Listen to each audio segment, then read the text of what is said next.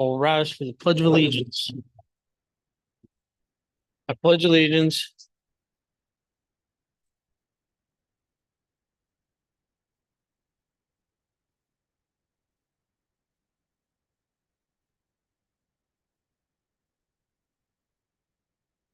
Mr. Neely, budget presentation.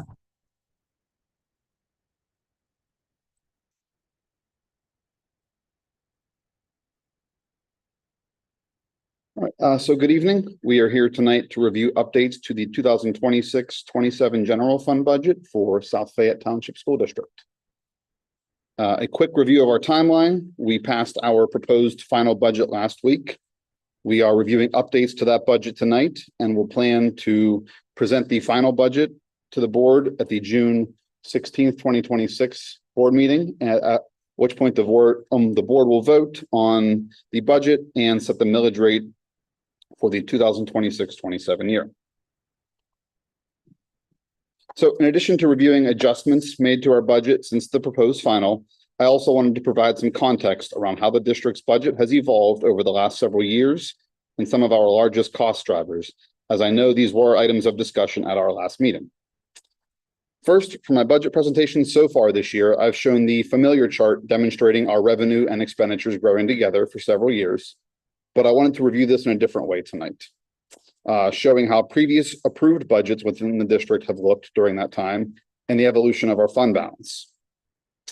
From 2016-17 until 2024-25, we maintained the same millage rate of 26.7 mils, and though we consistently passed budgets that showed deficits and our expenditures grew significantly in that time, we also saw enough revenue growth that we were able to perform ahead of those budgets and post consistent surpluses. For several years in a row now, the approved budget has been in the range of $5 to $6 million in budgeted deficit, though at year end, our performance has come in ahead of those figures. In 2022-23 and 23-24, our year end results drew much closer to even, and this past year in 2024-25, we did end the year with a deficit. Also last year, after 9 years of maintaining that same millage rate, we raised the district millage rate to 27.7 mils in June of 25 as part of passing the current year's budget with a $5.8 million deficit. The second row from the bottom shows the evolution of the fund balance at year end, and we anticipate continuing to draw down that fund balance this school year. My most recent projection anticipates approximately a $3.8 million deficit for this school year. So again, just wanted to kind of give a bit of history context, as I know there was some conversation around that last meeting. As we look at how district costs have driven upward, we've talked in previous presentations about salaries, healthcare, PSERS, and debt service. While those areas are significant parts of our budget and continue to be notable cost drivers, I also wanted to review some additional areas that have required increased resources as we have built our budgets. First, I wanted to review the increases we have seen in special education, student support, and English learners. Looking at two snapshots in time, from September of 22 to May of 26, we have seen an increased need for support for many of our students.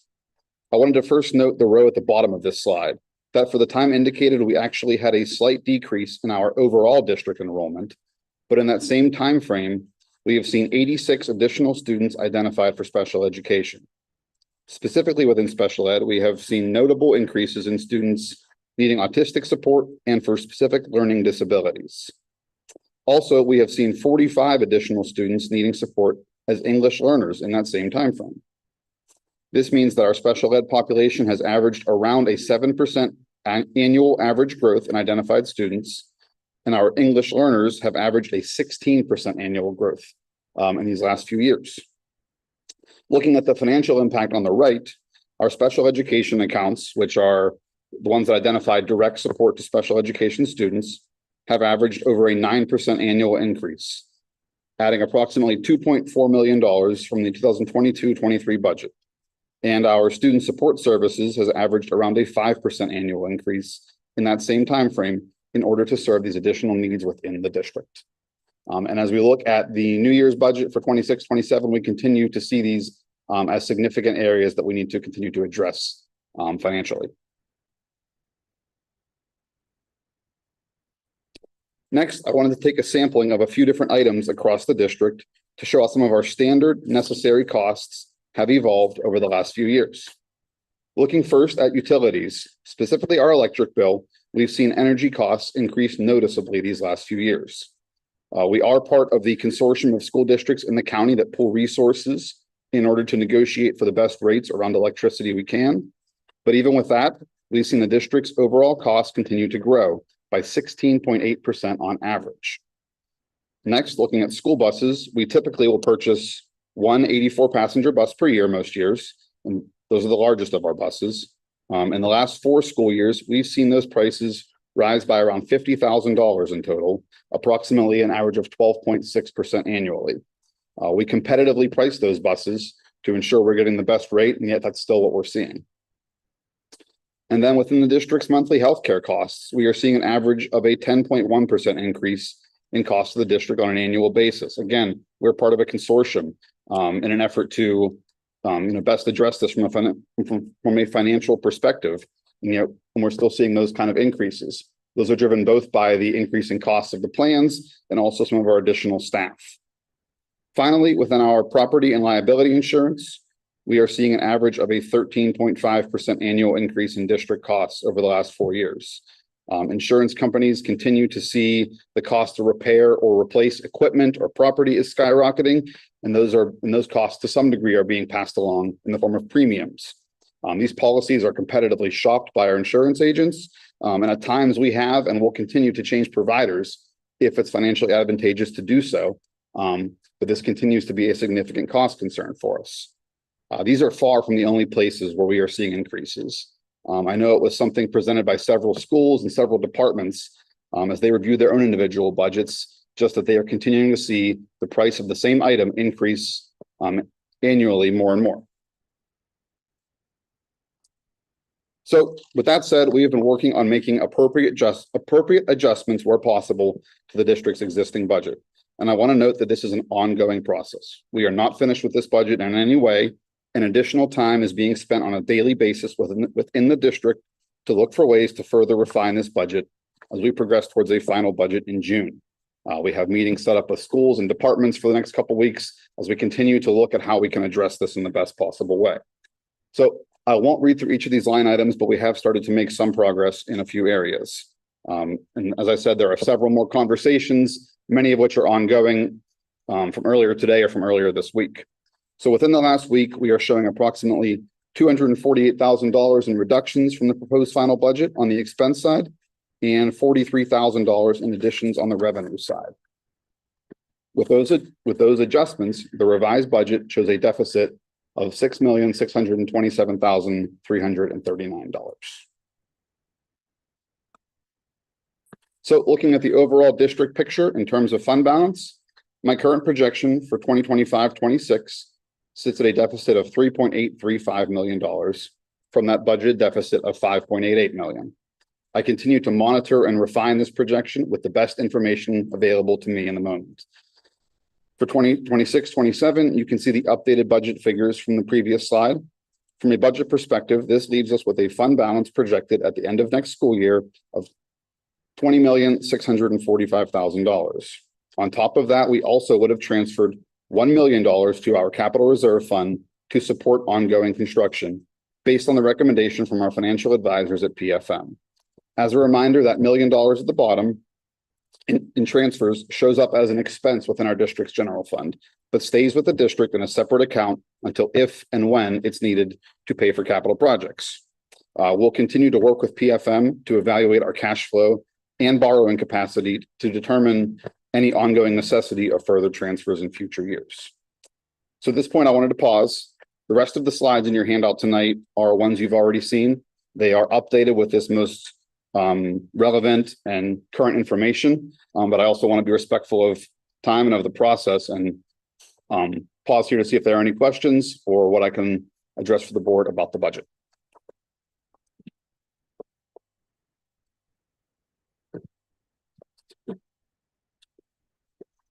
Thank you very much. Thank you.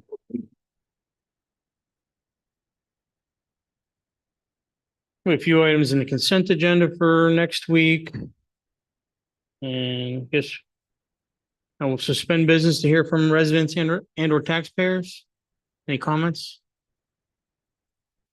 All right. Dr. Miller, your monthly report. Certainly. Thank you so much. So last night we hosted our fourth gala event to recognize recipients of 68 South Fayette medallions that were awarded this year. And this year we actually had 6 staff members who received 2 medallions from separate colleagues. So we were able to share the many accolades that were given to these line educators and our support staff. And it was really a beautiful evening with our colleagues. At the end of the evening, though, we were able to recognize one of our retirees, Noelle Gagliardino. She's one of our kindergarten teachers who will be retiring. She also received a medallion last night, and we were able to recognize her and wish her well. And then also we were able to recognize Vonnie McBride. She's one of our daylight custodians at our middle school. Vonnie is the only Lion who has been given a medallion for the 4 consecutive years. And so both Noelle and Vonnie received a standing ovation by those in attendance to thank them for all of their work. So we were very happy to celebrate all of our Lions and specifically Noelle and Vonnie. We're extremely proud of our athletic teams. So our boys baseball team took down Franklin Regional 8-2 last week in the WPIAL Class 5A first round, and they are playing right now Penn Trafford in the quarterfinal playoffs. If they win tonight, they will move on to Thursday. Our boys volleyball team took on Seton LaSalle last night in the WPIAL semifinals, and they won. They will play Shaler tomorrow in the WPIAL championship. Our girls lacrosse team took on Mars last night also, and in the WPIAL semifinals, unfortunately, they were defeated 11-14. They were defeated. They had an incredible season, though, so we're very proud of our Lady Lions. Boys lacrosse took on Peters, won in the WPIAL semifinals. They're playing Mars on Thursday for the WPIAL championship.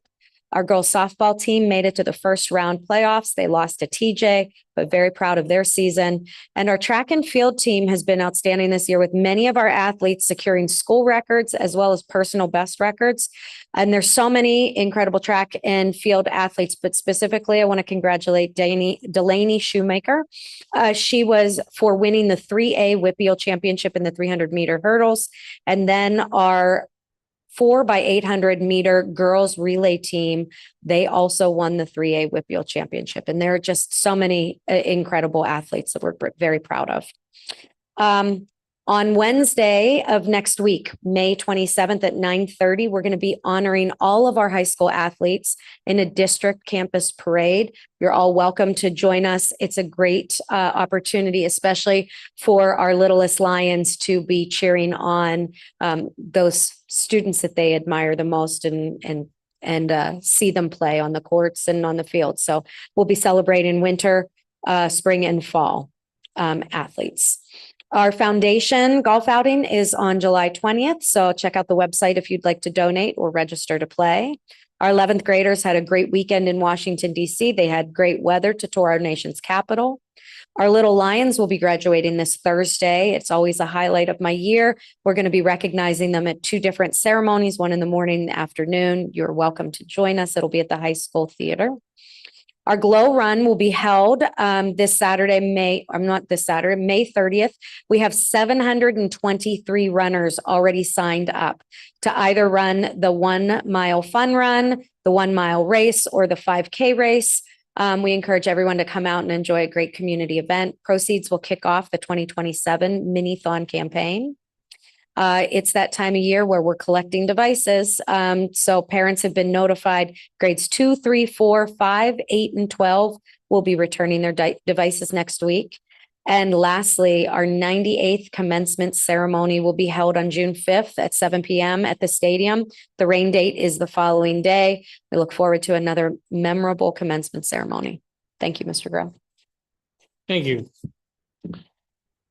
Okay, business office, we have 21 items for next week.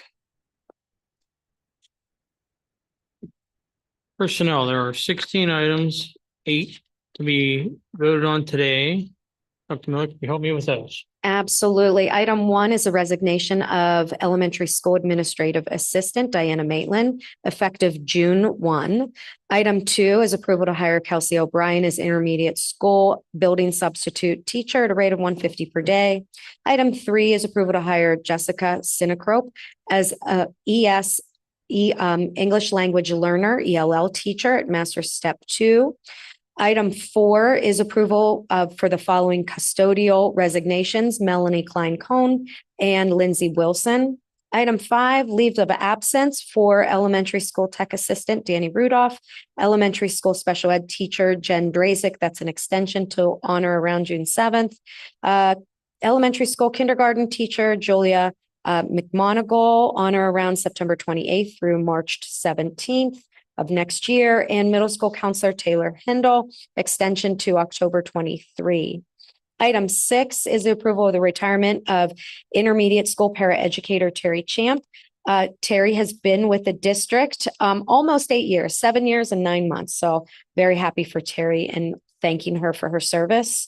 Item 7 is a resignation of high school paraeducator Sarah Pepapetro, retroactive to May 13th. And item 8 is approval for the following EPRs.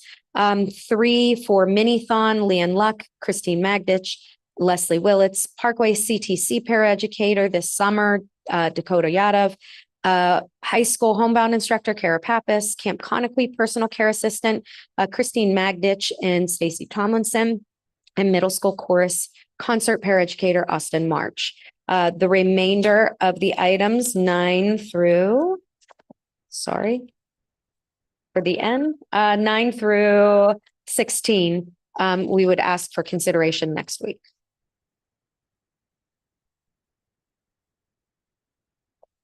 Any questions or comments on personnel 1 through 8?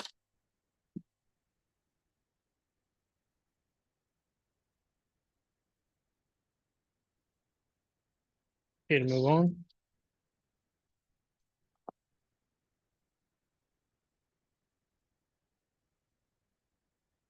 There are 4 items in education that will be on the agenda for this week. Okay, any questions or comments on 1 through 4 in education?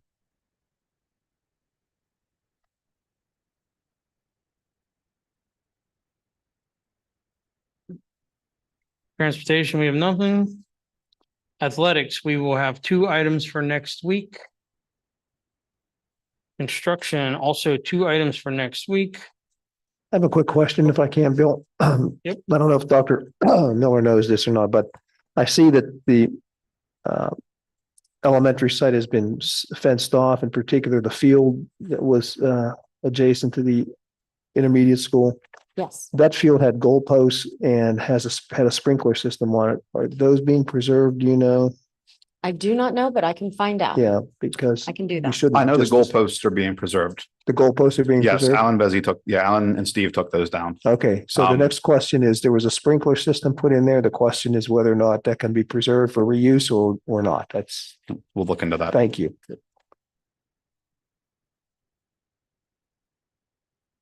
Hello, Len. Can you hear me? This is Steve. I can hear you, Steve. Okay, as far as the sprinkler system goes, we saved the box, the control box that controls it. But all the heads in there do not need to be preserved, as they will not be reusable once we take them out. Okay, thank you very much, Steve. Appreciate that. You're welcome.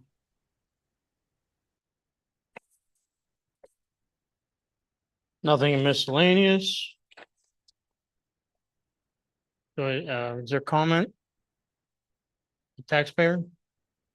The resident? Nope. All right, we have to go back to personnel. Items 1 through 8 in personnel. Before I ask for motion, were there any other questions? Motion by Jason. Second by Esther. All in favor? Aye. Opposed? Motion carries for 1 through 8 in personnel.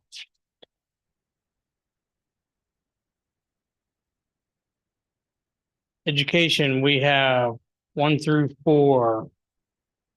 Any other questions before motion? Do I have a motion for 1 through 4 in education? So moved. Moved by Tom, Second. second by Esther. All in favor? Aye. Opposed? Motion carries. 1 through 4 in education. All right. Do I have a motion to suspend, adjourn, our meeting? Moved by Rebecca, second by Jason. All in favor? Aye. Anybody opposed to leaving? Motion carries. We're adjourned.